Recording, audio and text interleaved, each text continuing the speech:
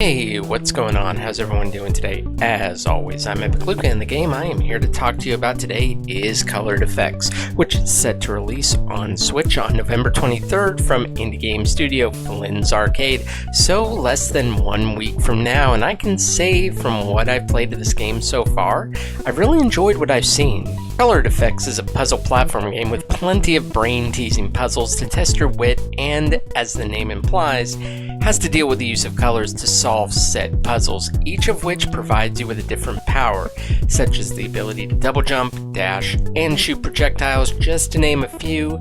but you'll have to play the game for yourself to see what they all are. However, these powers are not just handed to you, instead, having to defeat a boss, which I will not be showing you, who use that power against you, which you acquire upon defeating them. And that's the pattern of the game, defeating a boss to acquire their power, spending a few levels getting used to that power alongside all the other ones you've acquired, and defeating another boss for the next one. Even though this may sound simple, it's anything but, as even though in the early levels it's easy as you only have one or two powers, but then become more complex as you go on, having to make use of all your powers to get through a stage, and as I've learned, you sometimes have to do tasks in a specific order, otherwise you'll end up in a spot where you'll have to reset the level.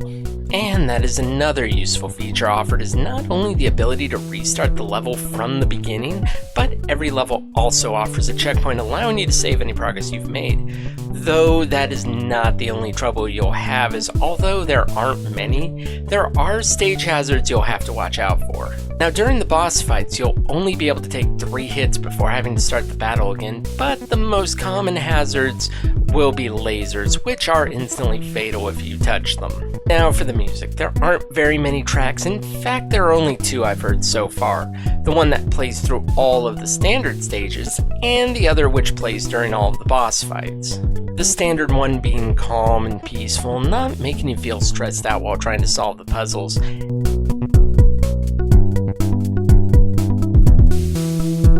And then the boss music, which is the exact opposite and really ups the intensity a little bit.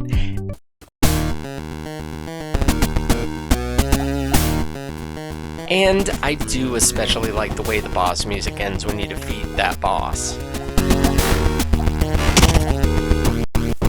Overall, this has been a really fun game, the difficulty at a fair but challenging level gradually ramping up as it should. And as of the time of this video, I've still yet to finish this game, but that isn't necessarily a bad thing, as the levels I'm currently on are making me think outside the box to try and find a way to solve them. Like I said at the start, Colored Effects is coming to the Switch Virtual Console on November 23rd, and if you can't wait to play, it's already available on Steam, and with both versions only costing $4.99, it's well worth the cost and well worth it for you to pick this game up.